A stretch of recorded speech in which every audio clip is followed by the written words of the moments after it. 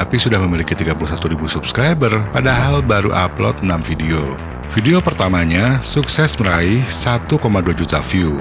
Lalu ada channel Drudas yang berumur sedikit lebih lama, baru upload 5 video durasi panjang dan 2 video shorts, tapi sudah memiliki 136.000 subscribers. 3 videonya berhasil mendapatkan jutaan view, dan yang paling sedikit, view-nya tetap bisa mencapai 500.000.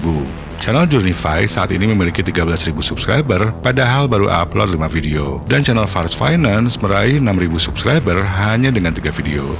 Gimana channel-channel baru tersebut bisa meledak dalam waktu cepat tanpa bikin banyak video?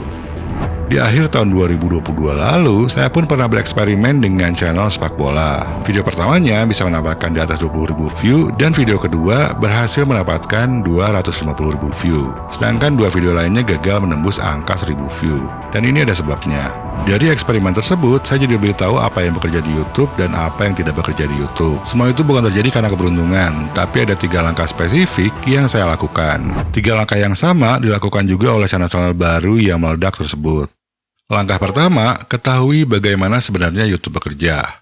Channel-channel baru yang meledak ini nggak terlalu sering upload video, tapi video-video mereka itu memiliki kualitas. Karena kualitas lebih besar daripada kuantitas. Cuma jangan sampai salah paham, bikin video berkualitas itu bukan berarti harus pakai peralatan mahal. Channel Fars Finance yang video pertamanya bisa dapat 250.000 view, itu pakai kamera yang biasa-biasa aja. Bahkan channel Blowme AI yang videonya dapat 1,2 juta view, bikin rekaman layar komputer yang Windows-nya aja belum diaktifasi. Kecuali Drudas, dia sepertinya lebih punya dana untuk produksi video yang lebih bagus. Algoritma YouTube melihat kualitas dari rasio klik tayang, jam tayang, dan interaksi yang diberikan penonton. Perolehan jam tayang sangat dipengaruhi oleh nilai rata-rata durasi tonton dan juga rasio klik tayang.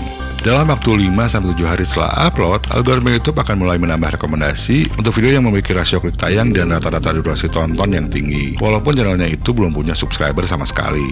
Dari satu video ini aja, channel eksperimen saya bisa dapat 800 lebih subscriber plus 20.000 jam tayang. Nah, berapa rasio klik tayang dan rata-rata durasi tonton yang harus dicapai supaya video teman-teman bisa sering direkomendasikan algoritma? Dan apa yang saya lakukan untuk meningkatkan rasio klik tayang serta rata-rata durasi tonton? Untuk itu, mari kita lanjut ke langkah kedua, yaitu meningkatkan rasio klik tayang. Thumbnail dari channel-channel baru yang meledak itu semuanya terlihat bagus dan pro. Lalu penulisan judul-judulnya pun cukup menarik perhatian. Cara mereka bikin judul dan thumbnail udah sama kayak channel-channel besar. Judul dan thumbnail yang menggoda itu adalah salah satu kuncinya. Bukan cuma sekedar desainnya yang bagus, tapi apa yang ada di judul dan di thumbnail itu harus bisa membujuk penonton untuk mau ngeklik. Untungnya ada jalan pintas untuk bikin thumbnail yang bisa menggoda penonton. Pertama, pastikan video yang mau dibuat itu topiknya masih relevan dengan penonton saat ini. Caranya tinggal lihat aja channel-channel besar yang topiknya sama, dan juga pantau pembicaraan di sosmed-sosmed lainnya. Saya pun suka melakukan riset dengan vidIQ untuk tahu apa yang sedang banyak dicari orang. Setelah nemuin ide konten yang cukup menarik, saya akan melakukan pencarian di YouTube. Yang saya lakukan di sini adalah melihat judul dan thumbnail dari beberapa video yang view-nya besar. Saya akan lihat warna, gaya desain, dan juga mood thumbnailnya. Apakah elegan, menyenangkan, atau murung? Apakah menggunakan ekspresi wajah, teks, atau hanya menampilkan objek? Ini adalah contoh-contoh thumbnail dengan topik Stop Procrastination alias berhenti menunda-nunda yang view-nya cukup besar. Rata-rata menampilkan orang yang megang HP dengan ekspresi wajah lesu yang penuh kemalasan. Ada juga yang sambil lihat komputer, dan di beberapa thumbnail terlihat juga tumpukan buku yang kurang rapi. Ini contoh lainnya untuk topik yang berbeda, yaitu resep nasi goreng yang view-nya besar.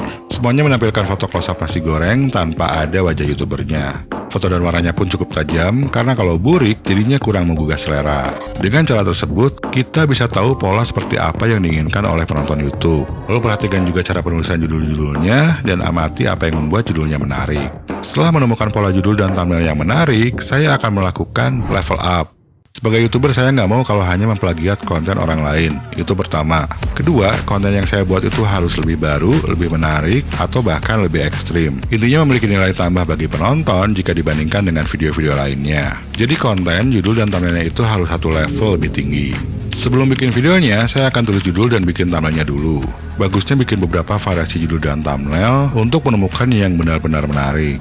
Rasio klik tayang yang saya targetkan dalam 24 jam pertama setelah upload itu harus mendekati nilai 10%, bahkan kalau bisa lebih dari 10%. Lalu saya akan cek juga performa rasio klik tayang selama 7 hari pertama di masing-masing tempat di YouTube. Untuk fitur jelajah atau penelusuran, targetnya minimal 8% dalam 7 hari pertama. Sedangkan untuk di bagian rekomendasi video, biasanya agak lebih kecil, sekitar 4-6%. Dari hari ke hari, rasio klik tayang itu akan terus turun sampai akhirnya stabil.